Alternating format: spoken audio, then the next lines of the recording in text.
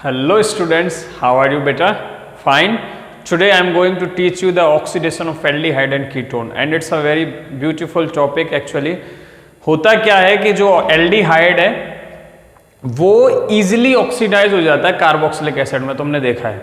Ketone easily oxidise नहीं होता है। कीटोन को ऑक्सीडाइज करने के लिए क्या चाहिए, हमें स्ट्रॉन्ग ऑक्सीडाइजिंग एजेंट चाहिए, जैसे कॉन्सेंट्रेटेड HNO3 हुआ, फिर इसके बाद एल्कलाइन KMnO4 हुआ, तब जाके ये ऑक्सीडाइज होगा। ठीक है, तो मैं आपको थोड़ा सा ब्रीफ समझा देता हूं, फिर हम टेस्ट पे आएंगे। ठीक है, oxidation of aldehyde and ketone topic डालो जल्दी। Oxidation of aldehyde and ketone.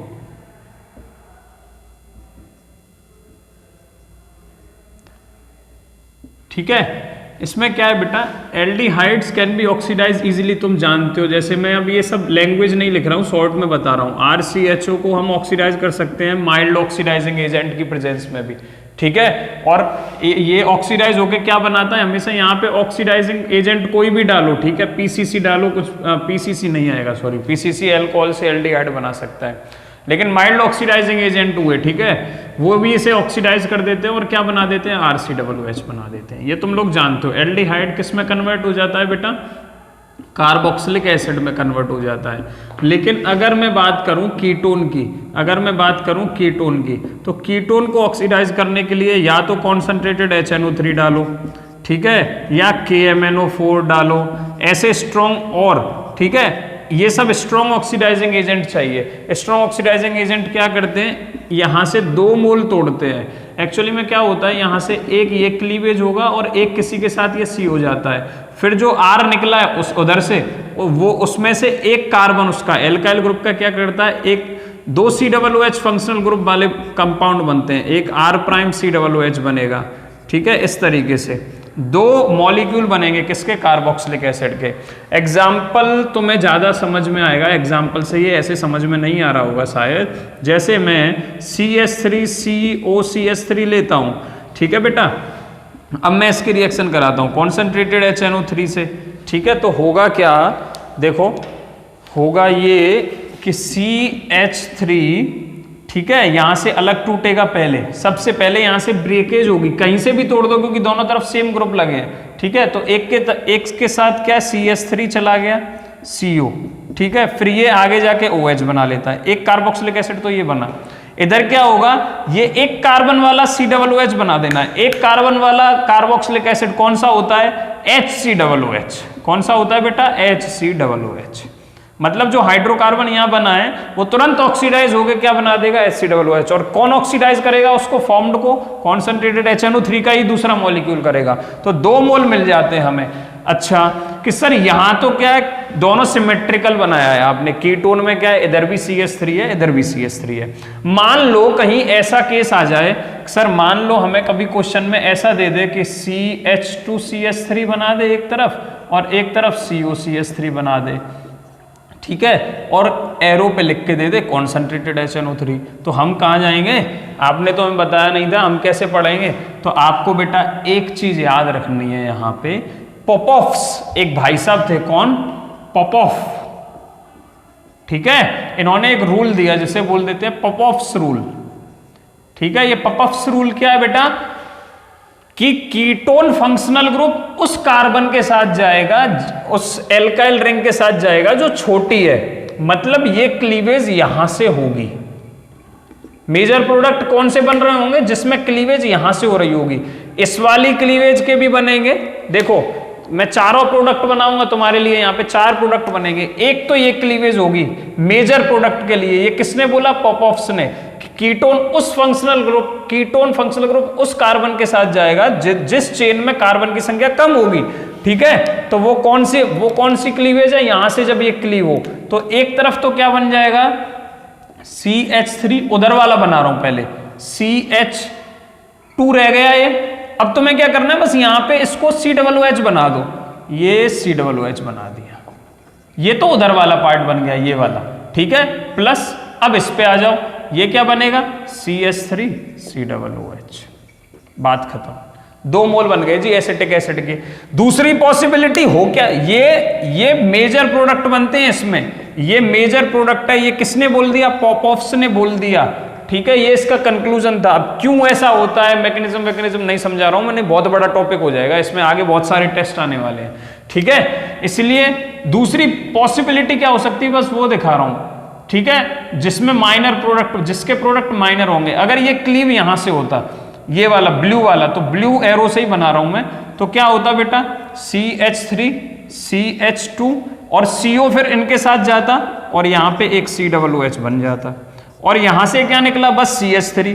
तो एक कार्बन वाला COOH बनाओगे तो यहां पे क्या आएगा, HCOOH, ये प्रोडक्ट बनता, मतलब फॉर्मिक एसिड, ठीक है, मीथेनोइक एसिड, और यहां पे प्रोपेनोइक एसिड, ठीक है, तो ये प्रोडक्ट बनते हैं। लेकिन ये जो दो प्रोडक्ट हैं वो माइनर प्रोडक्ट्स बनते हैं। क्या बनते हैं, माइनर प्रोडक्ट्स। क्यों, क्योंकि क्लीवेज कब फेवरेबल है, जब कीटोन उस कार्बन के साथ जाए जिनकी संख्या कम है। समझ में आ गई। तो ये एक छोटी सी चीज आपको पॉपऑफ्स रूल याद रखना है। बस मेन टारगेट यहां था मेरा कि एल्डिहाइड इजीली ऑक्सीडाइज हो जाता है, कीटोन थोड़ा हार्ड ऑक्सीडाइज होता है, ठीक है। क्यों हार्ड ऑक्सीडाइज होता है, क्योंकि उसके दोनों तरफ अल्फा हाइड्रोजन अवेलेबल नहीं है, ठीक है, सॉरी, उससे डायरेक्ट हाइड्रोजन अटैच नहीं होते हैं, जो जो COOH में कन्वर्ट हो जाए। यहां पे क्या है, डायरेक्ट हाइड्रोजन अटैच होता है, कीटोन में वो नहीं होता, इसलिए स्ट्रॉन्ग ऑक्सीडाइजिंग एजेंट चाहिए इसे ऑक्सीडाइज करने के लिए। बनता है यहां भी COOH है, वो भी दो बनते हैं, ठीक है, एक कम कार्बन वाला बनता है, एक ज्यादा कार्बन वाला बनेगा, सिमेट्रिकल होगा, ठीक है, एक कम कार्बन वाला एक ज्यादा कार्बन वाला। बात समझ में आ रही है। लेकिन एल्डिहाइड को माइल्ड ऑक्सीडाइजिंग एजेंट भी ऑक्सीडाइज कर देते हैं। वो माइल्ड ऑक्सीडाइजिंग एजेंट कौन कौन से हैं, एक एक करके उनके बारे में हम डिस्कस करेंगे, ठीक है। तो मैं ये मिटा रहा हूं और अब अपना मेन टॉपिक स्टार्ट कर रहे हैं हम, ठीक है। चलो छोटा सा पॉइंट लिखो पहले, aldehydes can be oxidize by mild oxidizing agents, mild oxidizing agents such as Tollens reagent। यही सब हम पढ़ने वाले हैं, एक एक करके सबको डिस्कस करेंगे। फेलिंग्स reagent, ऐसे लिखो, फेलिंग्स reagent एंड बेनेडिक्ट्स reagent, और ये लगभग सेम होते हैं, बेनेडिक्ट्स और फेलिंग, तो ज़्यादा कोई फर्क नहीं पड़ेगा। बेनेडिक्ट्स रिएजेंट, ठीक है। While ketone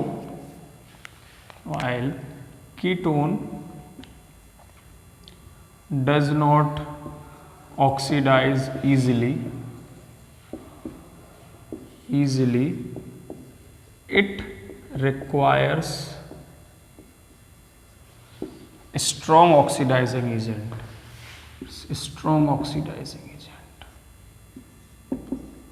that is ketone does not give Tollens test, ये याद रखना, टॉलेंस टेस्ट, फीलिंग टेस्ट, ठीक है।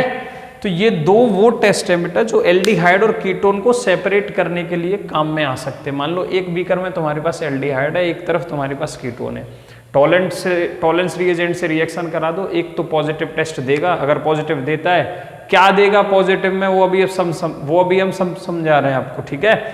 क्या पॉजिटिव टेस्ट देता है तो एल्डिहाइड है, नहीं देता है तो कीटोन है। ऐसे ही अगर फेलिंग टेस्ट देता है तो एल्डिहाइड है, नहीं देता है तो कीटोन है। समझ में आ रही बात, ये लिख लिया आपने। चलो अब हेडिंग डालो, टॉलेंस टेस्ट पहली, बहुत इंपॉर्टेंट चीजें हैं ये, याद रखना, वेरी इंपॉर्टेंट। टॉलेंस टेस्ट, एक नंबर का क्वेश्चन पूछता है कभी कभी कि बताओ, एल्डिहाइड दे रखा होगा एक आपको कंपाउंड, एक कीटोन का कंपाउंड दे रखा होगा, बताओ इनको सेपरेट कैसे कर सकते हैं, तो आपको उसकी रिएक्शन लिख के दिखानी पड़ेगी। टॉलेंस रिएजेंट क्या होगा बेटा, it is a ammonical solution of silver nitrate,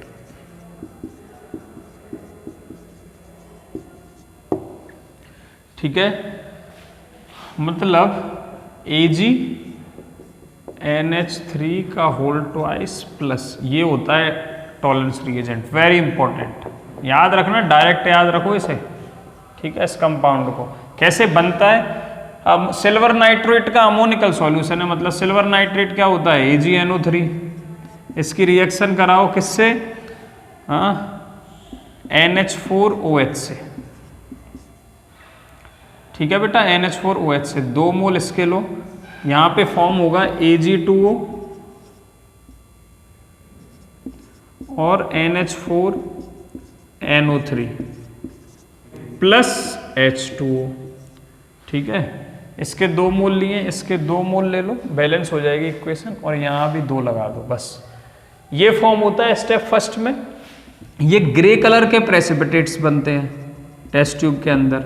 ये ग्रे कलर के प्रेसिपिटेट्स बने, जैसे ही ग्रे कलर के प्रेसिपिटेट्स बनेंगे, अब इसमें आपको बहुत ज्यादा नहीं, ड्रॉप वाइज एडिशन करना है फिर से NH4OH का, ठीक है। Ag2O जो बन गया टेस्ट ट्यूब में, ठीक है, उसके अंदर क्या करना, मैं आपको भी समझा रहा हूं, प्रैक्टिकली भी समझा रहा हूं। Ag2O क्या करना है, Ag2O में फिर से NH4OH को मिक्स करना है, इसके 4 मोल ले लो, ठीक है। AgNH3 होल ट्वाइस, ठीक है, और यहाँ पे प्लस OH नेगेटिव रहेगा, और इसके मोल्स बनेंगे वो कितना है, 2, ठीक है, और यहाँ पे H2O फॉर्म होता है, ठीक है। ये फॉर्म होता हुआ दिखाई देगा आपको, क्लियर है। ये है बेटा टॉलरेंस रिएजेंट, इसका नाम है टॉलरेंस रिएजेंट। 2 मोल बन रहे हैं, उससे कोई फर्क नहीं पड़ रहा है, लेकिन आपको ये मेन ये याद होना चाहिए। ये कौन सा है, टॉलरेंस रिएजेंट। ये बन गया, इसकी फॉर्मेशन थी ये, तो अब रिएक्शन करेगा, इसलिए मैंने बोला इसे डायरेक्ट याद रखो। इसकी फॉर्मेशन शायद आपसे कभी नहीं पूछेगा, करा दिया लेकिन शायद कभी नहीं पूछेगा, लेकिन इसे डायरेक्ट याद रखो। फिर क्या होगा, एल्डिहाइड से जब ये रिएक्शन करता है, तो एल्डिहाइड क्या करता है, एल्डिहाइड ऑक्सीडाइज हो जाता है खुद और इसे रिड्यूस कर देता है, ठीक है, इसका रिडक्शन कर देता है aldehyde, that is AgNH3 whole twice, ऊपर पॉजिटिव, ठीक है, 2 मोल्स, और ये OH को अलग लिख दे रहा हूं, उससे कोई फर्क नहीं पड़ेगा, 3OH नेगेटिव बनेगा, ठीक है बेटा। और यहाँ फॉर्म होता है RCOO-, मतलब कार्बोक्सिलेट आयन बनेगा, जो कि बाद में प्रोटोनेट होके एसिड बन जाता है, ठीक है, कार्बोक्सिलेट आयन बनेगा। देन 2 Ag बनेंगे, 2 H2O प्लस अमोनिया यहाँ से रिलीज हो जाती है, ठीक है। बाकी नाइट्रोजन को बैलेंस कर दो, नाइट्रोजन 2 है इसलिए 2 लगा दो यहाँ पे, ठीक है। तो ये फॉर्म होता है। अच्छा, ये यहाँ पे जो सिल्वर मिल रहा, ये जो सिल्वर मिल रहा है ना अलग से, ये सिल्वर मिरर क्रिएट कर रहा होता है बेटा। क्या क्रिएट कर रहा होता है, सिल्वर मिरर टेस्ट ट्यूब के ऊपर, ठीक है। तो क्या हुआ, सबसे पहले सिल्वर नाइट कैसे बनता है tolerance reagent, silver nitrate NH4OH से रिएक्शन करेगा, ग्रे कलर के प्रेसिपिटेट बनेंगे टेस्ट ट्यूब के अंदर, अमोनियम नाइट्रेट और वाटर वहां पे फॉर्म हो रहा होगा। फिर ग्रे कलर के जो प्रेसिपिटेट्स हैं Ag2O के, वो फिर से हम उसमें थोड़ा सा NH4OH और डालते हैं टेस्ट ट्यूब में, टॉलरेंस रिएजेंट फॉर्म होता है H2O, ठीक है। फिर ये टॉलरेंस रिएजेंट जैसे ही एल्डिहाइड से रिएक्शन करेगा तो इसको क्या करता है, ऑक्सीडाइज कर देता है। ये क्या करता है, इसे ऑक्सीडाइज कर रहा है, मतलब ये क्या हुआ, ऑक्सीडाइजिंग एजेंट हुआ, लेकिन माइल्ड ऑक्सीडाइजिंग एजेंट होता है, थोड़ा सा वीक ऑक्सीडाइजिंग एजेंट होता है, मतलब मीडियम वाला, माइल्ड बोलते हैं इसलिए। और अगर ये ऑक्सीडाइजिंग एजेंट है तो ये रिड्यूसिंग एजेंट है। अगर टॉलरेंस रिएजेंट इसका ऑक्सीडेशन कर रहा है तो एल्डिहाइड इसे रिड्यूस करता है, एल्डिहाइड इसे रिड्यूस करता है, और हम आपको दिखाते हैं कैसे रिड्यूस किया है। इस कंपाउंड के अंदर Ag की जो ऑक्सीडेशन स्टेट है बेटा, वो आती है +1, कितनी, +1। बाद में रिएक्शन हुई, कार्बोक्सिलेट आयन बना, ये क्या बना, 2Ag, सिल्वर बन रहा है, बिल्कुल एग्जैक्ट। ये सिल्वर यहाँ पे जब अपनी सॉलिड फॉर्म में बन रहा है तो इसके ऊपर 0 ऑक्सीडेशन स्टेट आ रही है, ठीक है। आपको पता है जब अब कोई अपनी नेचुरल स्टेट में होता है तो उसके ऊपर 0 आती है, तो +1 से कहाँ जा रहा है, सिल्वर 0 में जा रहा है, मतलब इसका रिडक्शन हो रहा है, ठीक है। और इसका क्या हो रहा है, कार्बन का यहाँ पे ऑक्सीडेशन हो गया एल्डिहाइड का, ठीक है, कार्बोक्सिलेट आयन बन गया, और अमोनिया यहाँ से निकल जाती है वाटर की फॉर्मेशन करके। बात समझ में आ रही है। तो ये है बेटा टॉलरेंस टेस्ट। थोड़ा सा प्रैक्टिकली आपको मैं समझाने की कोशिश करता हूं। एक टेस्ट ट्यूब लीजिए, ठीक है। एक टेस्ट ट्यूब में आपने सबसे पहले AgNO3 का सॉल्यूशन लिया, ठीक है, जो कि कलरलेस होता है। उस AgNO3 के सॉल्यूशन के अंदर आप NH4OH अमोनियम हाइड्रोक्साइड डालना स्टार्ट करते हो। आपने ड्रॉप वाइज उसके अंदर एडिशन करना है। धीमे धीमे क्या होगा, उसके अंदर ग्रे कलर के प्रेसिपिटेट बनेंगे, ग्रे कलर के, ठीक है, स्लेटी जैसे, थोड़ा सा हरे और स्लेटी कलर मिक्स, ऐसे प्रेसिपिटेट बनेंगे। वो बनते जा रहे हैं, बनते जा रहे हैं, वो बन गए प्रेसिपिटेट। अब जैसे वो प्रेसिपिटेट बने, अब आपको सावधान हो जाना है। अब आपको धीमे धीमे NH4OH को फिर से ऐड करना है। सेकंड स्टेप कर रहे हैं अब हम। अब NH4OH को फिर से ऐड करना है। और कब तक ऐड करोगे, जब तक वो कलरलेस सॉल्यूशन नहीं बन जाता है, जब तक वो कलरलेस सॉल्यूशन नहीं बन जाता है। और जैसे ही उसका कलर गया, the drop you put it lastly on in the solution and कब तक आपको ऐड करना है बेटा, जब तक उसका कलर नहीं जाता है। अब ऐसा नहीं है कि कलर आप एक साथ उसमें 1 लीटर डाल दो, नहीं। टेस्ट ट्यूब लो, प्रेसिपिटेट है आपके हाथ में, NH4OH को ड्रॉप वाइज ऐड करना स्टार्ट करो। जिस पॉइंट पे जैसे ही वो प्रेसिपिटेट गए, बस वही एग्जैक्ट मुझे चाहिए, उसी को टॉलरेंस रिएजेंट बोलते हैं। उसी का फॉर्मूला है AgNH3 प्लस ऊपर और OH नेगेटिव। बात समझ में आ रही है, ठीक है, उसी का फॉर्मूला है ये। फिर हम टॉलरेंस रिएजेंट बन गया अब हमारे पास टेस्ट ट्यूब में। अब मैं इसमें से क्या करूंगा, एक टेस्ट ट्यूब में एल्डिहाइड लूंगा, उसके अंदर थोड़ा सा ड्रॉप वाइज एडिशन करूंगा। ड्रॉप वाइज एडिशन करूंगा तो मुझे दिखेगा कि एल्डिहाइड वाली जो, जैसे मेरे पास सॉल्यूशन इतना था, उसके एग्जैक्ट टॉप पे क्या है, मुझे सिल्वर जैसे कलर का एकदम चमकदार थोड़ा सा राउंड जैसा लिक्विड घूमता हुआ दिखाई दे रहा होगा। वही सिल्वर मिरर है, वो ये रहा Ag, ठीक है। और उसी समय वो ऑक्सीडाइज होकर कार्बोक्सिलेट आयन बना रहा होता है टेस्ट ट्यूब में। तो ये है बेटा टॉलरेंस रिएजेंट, एल्डिहाइड इसे देते हैं, ठीक है। बात समझ में आ रही है।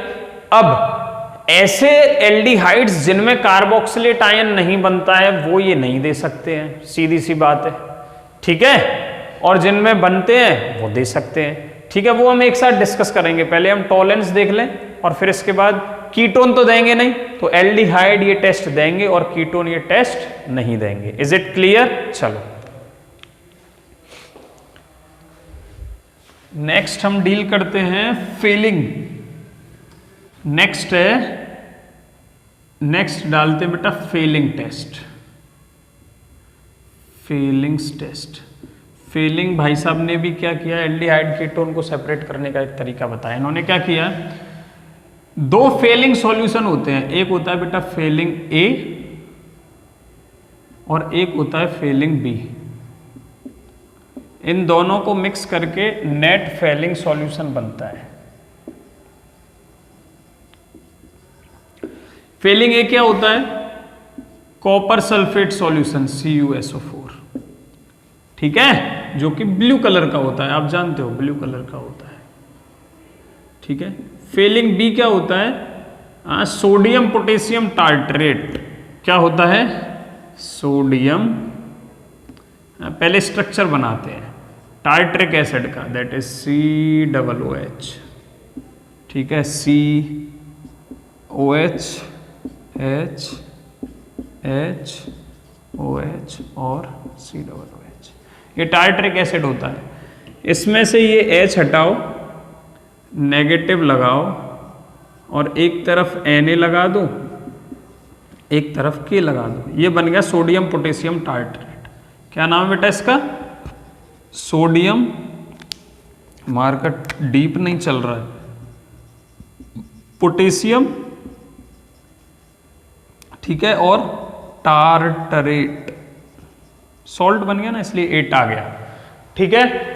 इन दोनों की रिएक्शन होती है, ये फेलिंग A है, फेलिंग B है, इक्वल अमाउंट मिलाते हैं। मान लो 50 मिलीलीटर ये लिया तो 50 मिलीलीटर ये लोगे, 5 लिया है तो 5, दोनों 5-5 लोगे, ठीक है। जो फॉर्म होता है उसमें मेन हमारा फोकस रहेगा कि Cu2+ आयंस मिलते हैं और OH- आयंस बन रहे होंगे।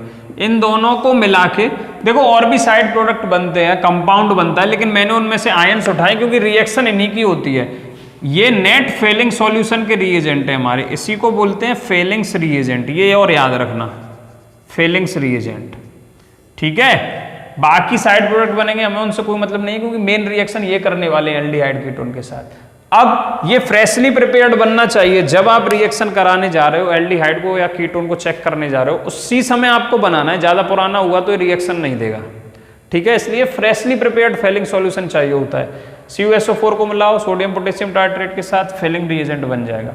अब क्या करना है, नेक्स्ट स्टेप, आपको यहां पे एल्डिहाइड लो, एल्डिहाइड लिया आपने, आप इसमें जैसे ही Cu2+ के आयंस मतलब ये डालते हो फेलिंग रिएजेंट, और यहाँ पे इनकी क्वांटिटी होगी 2 और यहाँ पे 3 आयंस ये ले लो, फिर बैलेंस हो जाएगा। और फॉर्म होता है बेटा एक कार्बोक्सिलेट आयन बनेगा, ठीक है। ये क्या फॉर्म हो रहा है, कार्बोक्सिलेट आयन, और साथ में बनता है Cu2O, ठीक है, और 3H2O। क्लियर है, क्या बना, Cu2O। ये यहाँ पे कॉपर की ऑक्सीडेशन स्टेट कितनी होगी, देखो -2 इसकी, तो एक कॉपर, दोनों कॉपर की मिला के +2, एक कॉपर की +1, दैट इज क्यूप्रस ऑक्साइड बन रहा है, क्यूप्रस ऑक्साइड। अगर Cu की +2 आ रही होती तो उसे क्यूप्रिक ऑक्साइड बोलते हैं, क्यूप्रस ऑक्साइड फॉर्म होता है। अच्छा, ये इस रेडिश ब्राउन पीपीटी बनेंगे, क्या होगा, red brown PPT, reddish brown precipitates बन रहे होंगे टेस्ट ट्यूब के अंदर, ठीक है। अब देखो ये प्रैक्टिकल कैसे होगा, फेलिंग ए लो, आपके 12th लेवल पे डायरेक्ट लैब में अवेलेबल होते हैं फेलिंग ए फेलिंग बी, वो बनाने नहीं पड़ते। फेलिंग ए लो, फेलिंग बी लो, दोनों को आपस में मिक्स करो एक टेस्ट ट्यूब के अंदर, थोड़ा थोड़ा फेलिंग, नेट फेलिंग सॉल्यूशन तैयार, ठीक है। अब एक टेस्ट ट्यूब में अलग से इसे रख दो, अब अलग से एल्डिहाइड करो एक टेस्ट ट्यूब में एल्डिहाइड किया, उसके अंदर थोड़ा सा फेलिंग डालो, धीमे धीमे डालना स्टार्ट करना है। जैसे ही उसके अंदर रेड प्रेसिपिटेट आने लगे, अगर रेड प्रेसिपिटेट आने लगे रेड ब्राउन कलर के, ठीक है, रेड ब्राउन कलर, हाँ ऐसा समझ सकते हो थोड़ा सा, मेरी जो वॉच है इसका जो ये रिबन है ना, फीता जो है इसका, इसके जैसा कलर, और थोड़ा सा रेड, इस पर थोड़ा सा और रेड कलर कर दो, इस तरीके के प्रेसिपिटेट्स आपको दिखने लगे उसके अंदर रेडिश ब्राउन प्रेसिपिटेट्स, तो समझ जाना है कि हमारा जो हम डाल रहे थे टेस्ट ट्यूब से वो एल्डिहाइड था, ये कंफर्म होता है। अगर वो कीटोन होता तो रेडिश ब्राउन पीपीटी नहीं आ रहे होते, अगर वो एरोमेटिक एल्डिहाइड होता तो भी नहीं आ रहे होते। ये हाँ स्पेशल पॉइंट इसके बारे में ये याद रखना है कि जो फेलिंग टेस्ट है वो एल्डिहाइड से मिक्स करने के बाद रेडिश ब्राउन पीपीटी देता है, यही इसका कंफर्मेशन है कि कार्बोक्सिलेट आयन बन गया। अच्छा, रेडिश ब्राउन प्रेसिपिटेट बनते किसके, Cu2O। ये सब एक एक नंबर के क्वेश्चन है, किसके बनते हैं, Cu2O। ऐसा मत बोलना कि कार्बोक्सिलेट आयन के बनते, नहीं तो गड़बड़ हो जाएगी, ठीक है। फिर एक पॉइंट लिखोगे, कीटोन्स एंड एरोमेटिक एल्डिहाइड्स, दोनों में से कोई भी नहीं देता बेटा, ketones and aromatic aldehydes. Never gives Fehling test, Fehling test. बात समझ में आ रही है? तो ये था बेटा अल्टीमेटली फेलिंग टेस्ट आपका, ठीक है। इसके बाद एक और है बेनेडिक्ट्स रिएजेंट। बेनेडिक्ट्स में कुछ नहीं है, same exact reddish brown PPT ही मिलते हैं। बेनेडिक्ट्स रिएजेंट में बेटा क्या है, थोड़ा सा एक लाइन लिख लो, ज़्यादा कुछ नहीं करना है इसमें, बाकी क्योंकि रिजल्ट सेम मिलता है। इसमें क्या होता है, जो कॉम्प्लेक्स है, ठीक है, बेनेडिक्ट्स रिएजेंट में जैसे यहाँ Cu2+ और इनका जो कॉम्प्लेक्स बन रहा है उसमें Cu2+ आयंस का कॉम्प्लेक्स बनाते हैं, Cu2+ ions complex with citrate ions. यहां पे क्या था, टार्ट्रेट, वहां पे क्या है, साइट्रेट आयंस।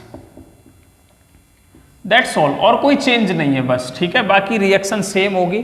कीटोन्स और एरोमेटिक एल्डिहाइड भी बेनेडिक्ट्स रिएजेंट का टेस्ट पॉजिटिव नहीं देंगे, केवल एल्डिहाइड ही रेड ब्राउन कलर के पीपीटी बना रहे होंगे, क्यूप्रस ऑक्साइड। बाकी सब सेम है, क्यों, क्योंकि साइट्रेट आयन में बनने वाला जो बाद में जो रिएजेंट होगा उसमें भी 2+ और OH- आयंस ही आ रहे होंगे, ठीक है। केवल सॉल्ट चेंज हुआ है, यहाँ सोडियम पोटेशियम टाइट्रेट है, वहां पे आप सोडियम पोटेशियम साइट्रेट लोगे, दैट्स ऑल, ठीक है। तो ये थे बेटा Tollens test, Fehling's test and Benedict's reagent test. Is it clear? इस वीडियो में इतना ही काफी है, बाकी हम नेक्स्ट वीडियो में डिस्कस करेंगे। अच्छे से पढ़ते रहिए and thank you for watching my videos.